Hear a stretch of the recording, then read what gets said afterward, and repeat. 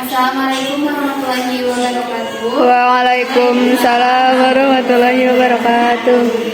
Halo semuanya, perkenalkan nama saya Nurul Hamidah. Di sini saya sebagai moderator yang akan menjelaskan tentang pelanggaran hak dan pengingkaran kewajiban.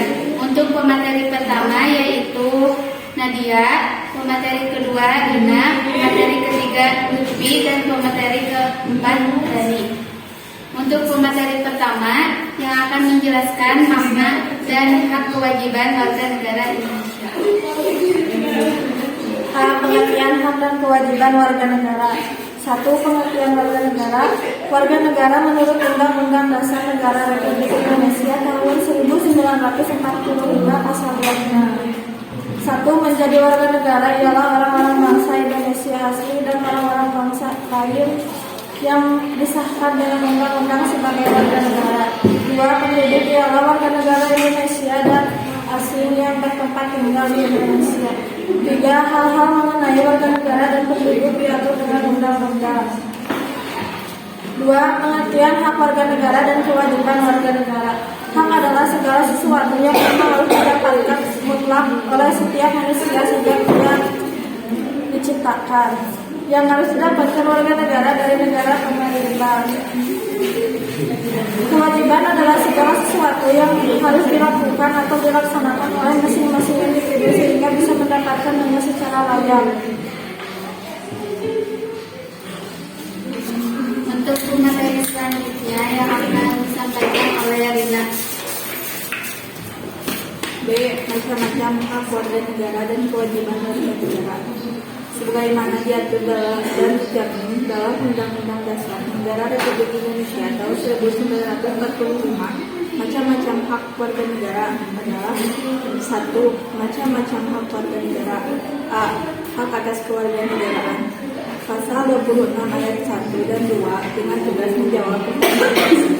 Berdasarkan ketentuan pasal tersebut bahwa yang menjadi warga negara ialah orang-orang bangsa Indonesia asli dan orang-orang bangsa lain yang disahkan dengan undang-undang sebagai warga negara. Adapun yang menjadi penduduk Indonesia ialah warga negara Indonesia dan orang asing yang bertempat tinggal di Indonesia. Pasal 26 ialah merupakan jaminan atas hak warga negara untuk mendapat status kewarganegaraannya yang tidak dapat dicabut secara semena-mena. B.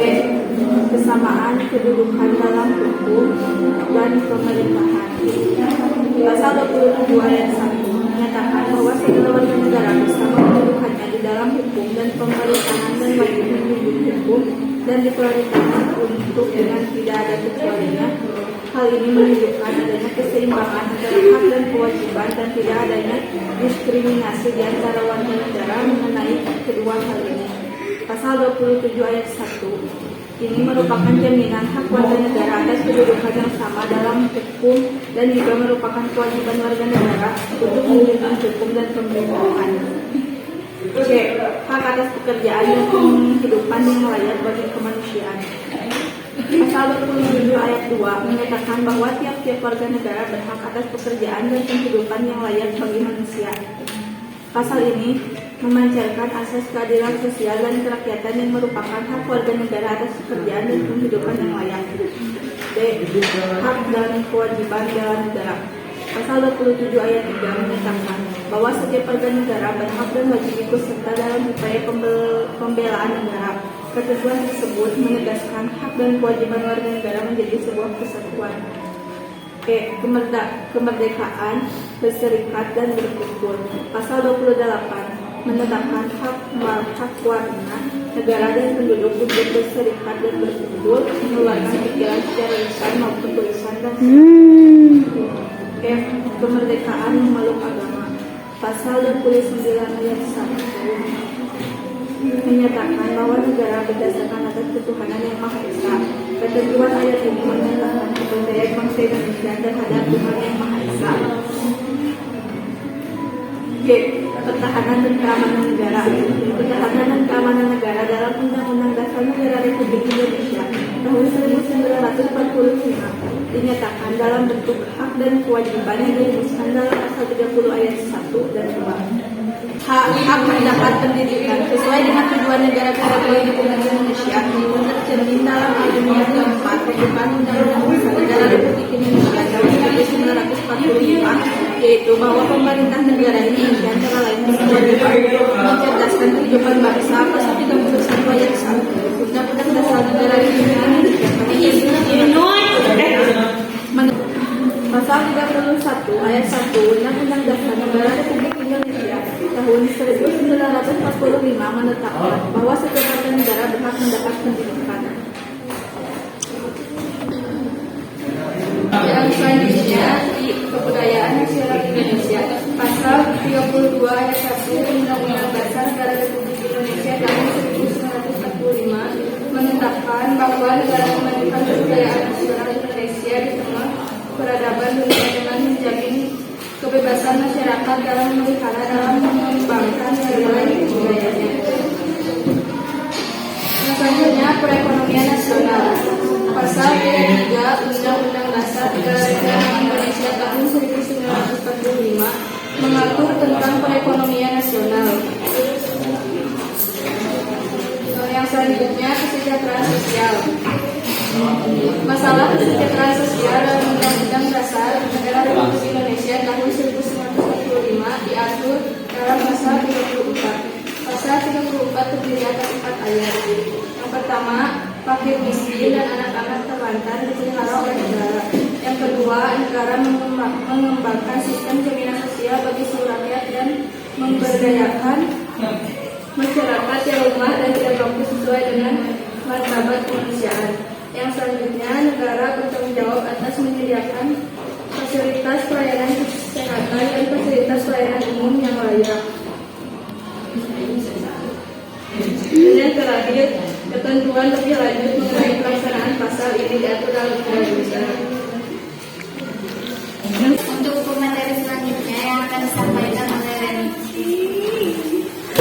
Yang selanjutnya yaitu upaya penanganan pelanggaran hak dan pengingkaran kewajiban bangsa negara. Yang pertama yaitu upaya yang dilakukan pemerintah untuk menangani kasus-kasus pelanggaran hak dan pengingkaran kewajiban negara. Yang kedua, partisipasi aktif warga negara dalam upaya pencegahan terjadinya kasus-kasus pelanggaran hak dan pengingkaran kewajiban warga negara. Dan yang ketiga yaitu upaya pencegahan yang dapat dilakukan untuk mengatasi berbagai kasus pelanggaran hak dan pengingkaran kewajiban warga negara adalah yang pertama, supremasi hukum dan demokrasi harus ditegakkan. Yang kedua, meningkatkan kualitas pelayanan publik.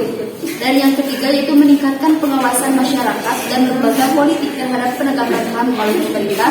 Dan yang keempat yaitu meningkatkan penyebarluasan prinsip-prinsip HAM kepada masyarakat melalui lembaga pendidikan formal maupun non-formal. Dan yang kelima yaitu meningkatkan profesionalisme lembaga pertahanan dan keamanan. Dan yang nomor keenam, meningkatkan kerjasama antar kelompok atau golongan dan memberikan jaminan hak asasi manusia dengan meratifikasi instrumen hak asasi manusia internasional. Sedangkan upaya kuratif melalui penanganan kasus pelanggaran HAM di Indonesia yang dilakukan secara bersama oleh pengadilan HAM,